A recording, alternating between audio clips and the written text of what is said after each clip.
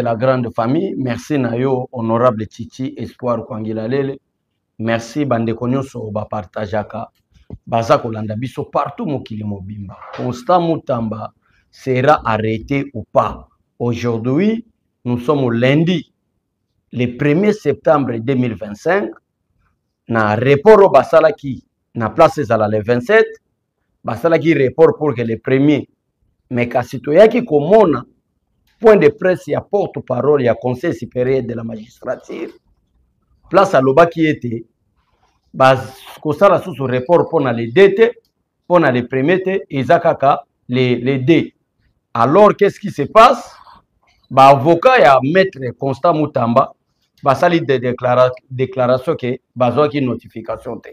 Nde ya ngwa lozomona lelo eloko tulingi toya to solo la nabino to partager nabino. Mutamba kangami to akangamite. Voilà, merci une fois pour toutes bandeko nyonso baza kolanda biso partout mokili mobimba Zambe ya lola apambola bino, partagez l'émission, likez, commentez na kati ya Yoka Buzz TV, posez toutes sortes de questions parce que nous sommes en direct pour répondre bino na ba direct wana. Voilà, merci bandeko nanga. Mais bobo sanate na deuxième partie tozo ko sola bongo réaction du président de la République face aux membres de l'Union sacrée, ndenge nini a lobeli batu ya Union sacrée ke dialogue koko tate saye o batu balingi ba diaboliser. Merci na bande nyonso. Voilà dossier Mutamba. Donc arrêter ou pas arrêter lelo audience ya Mutamba ezalité.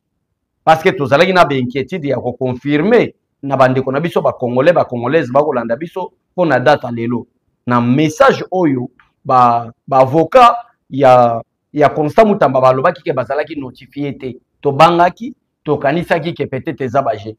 Mais nous sommes déjà à 10 h du matin heure de Kinshasa to comprendre que audience ezate c'est que ezali confirmer que le 1er septembre était ezali le 2 septembre lobby.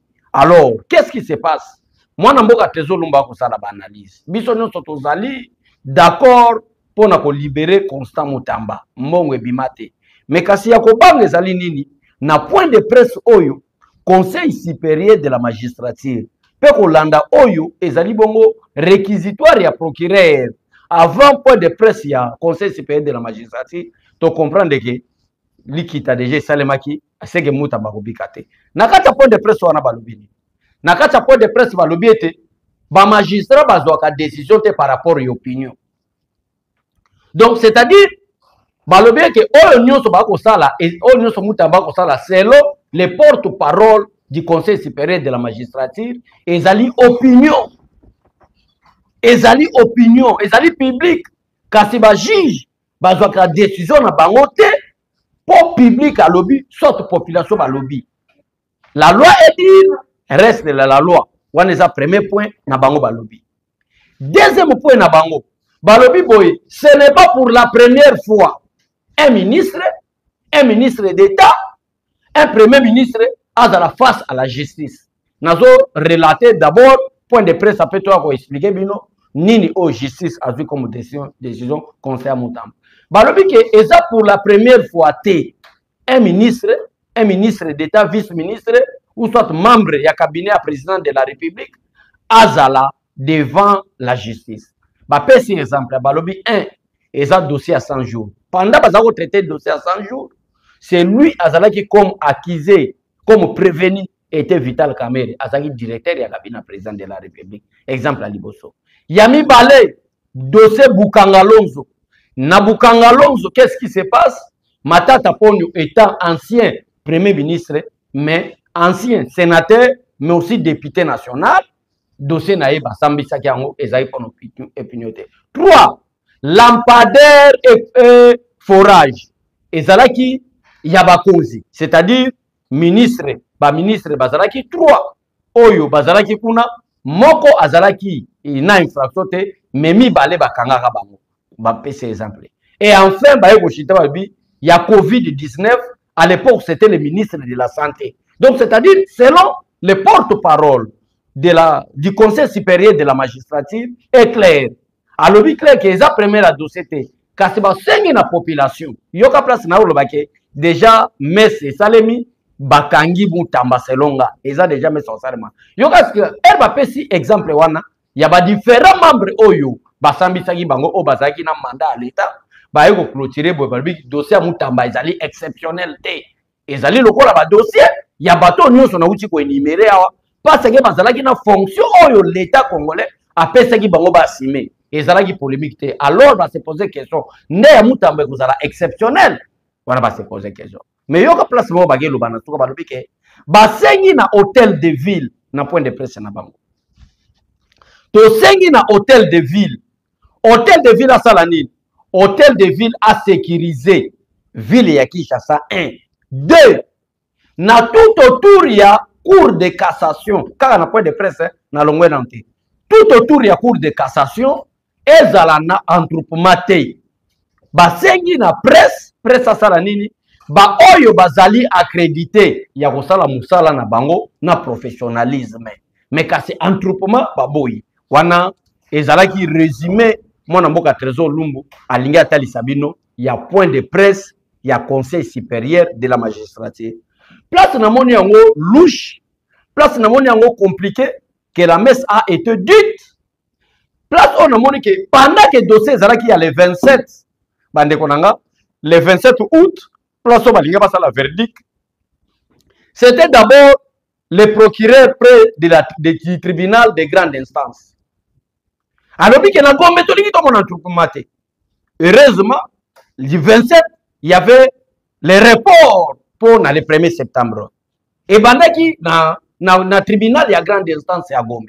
Le procureur près du tribunal de grande instance Gombe informe l'opinion publique que balingi le 27, bamona trupement, bamona fichi, so gite ba banda kokanga.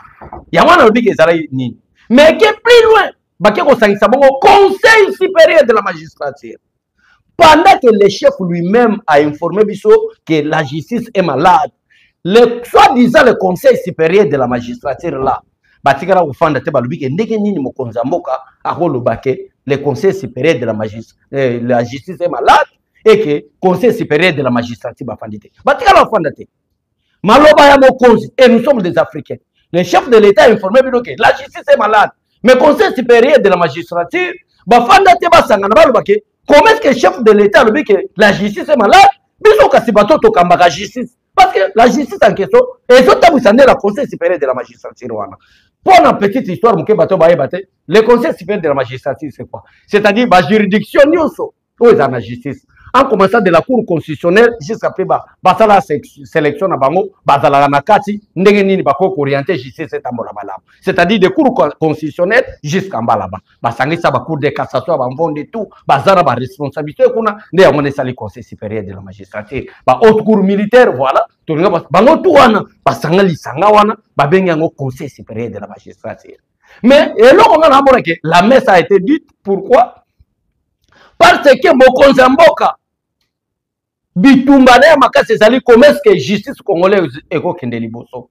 Parce que selon le chef de l'État na état de droit à mon été conformément même à la parole de Dieu, la justice élève une nation. Mais toninga tomona le président de la Cour constitutionnelle qui est d'office le président du Conseil supérieur de la magistrature. Abengi sabatunaye balobi que la justice est malade. Ndengini toko ko sauver justice ba monate. Mais comme il y a dossier à Moutamba, ex-ministre, il y a justice. Mais conseil supérieur de la magistrature, baké pour ça la point de presse pour un prétendu détournement. Mais pendant que le chef de l'État disait que la justice est malade, non, point de presse, bah ça la tête comment s'orienter la justice. Wana élément, il y a liboso, mwana mboka Trésor Lumbu alingi atalisa bandeko place ni tozokende. Élément ya mibale pendant la levée des immunités de Constant Moutamba. Et tozolobela batu ke Kamere c'est un complice.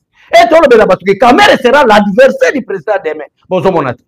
Bota la kasi différence entre le Sénat et l'Assemblée nationale. Il y avait des problèmes. Pendant que Moutamba a un problème, il y a levé des immunités. Il y avait aussi de l'autre côté, dans le Sénat, le problème de Joseph Kabila. Bota la expérience en Samalukondi par un bulletin de vote. La CENI a organisé les votes pour la lever. C'est ça même qu'on appelle la démocratie. C'est ça même la démocratie. Bah, organiser vote par la CENI avec des bulletins de vote qui se contraient. Sur 108 sénateurs, ça ont voté pour la levée des immunités de Joseph Kabila. 4 s'abstenir et 4 Moussou Baboyi. C'est clair. Mais à Vital Kamere, la messe a été dite par demain levé. Voilà. Et comme Sengeli d'abord, avant de me lever Salema, qu'est-ce qui s'est passé?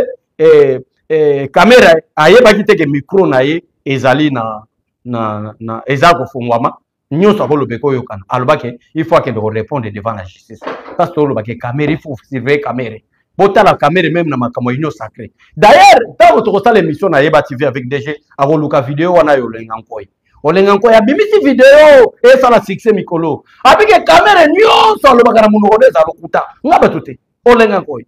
Alors il a travaillé na caméra tamulai. Nyonso caméra lo bakana munoko na za la lokuta. Sauf le belo bonjour là, il y a une partie de la vérité. Alors une partie de la vérité. Pendant que la caméra dit bonjour Shadrach, bonjour, Meshach, cela veut dire qu'il y a une partie de vérité parce qu'il y a le bonjour. Mais tout ce qui sort de la bouche de Vital Kamere, et ça va ngaba tuté. Boluka ba menace ya ba perte po bokosa ngaba tuté olengankoyi, collègue ya Vital Kamere. Par là na linga lobani, même façon na kati ya Assemblée nationale, tozala commission mo ba bengo commission ya PAJ. Là où Moutamba salaki na procureur Mvonde. Quelles sont les preuves Oyo Mvonde a convaincu ba député na kati ya commission à PAJ pour que cette commission ya PAJ ba memangona en plénière na assemblée générale pour que ba le can vote. Motivation ezalaki ni parce que avant le can vote bande konanga ba témoin, il y avait une commission de la PAJ là où le procureur près de la cour de cassation a kendaki ko zonga ba entendre Constant Moutamba na commission wana. Tango ba yokiye et sengeli maintenant elle est en plénière pour voter seulement. Donc c'est-à-dire erreur seulement qui na lukaka ya vote tout tricage seulement qui na lukaka ya vote tout mais tricage banda qui déjà la commission à PAJ pour que ba memango na plénière. Donc bino c'est là bino ne bo fonda randa kwana bobula ke biso totanga kate toyeba makambo ndenge le kate toyeba tricage ekaki ne mwana se poser question que nini oyezaki comme pièce justificative devant les députés de la commission ya PAJ pour que va convaincre que cette fois-ci et c'est que va lever Moutamba ba immunité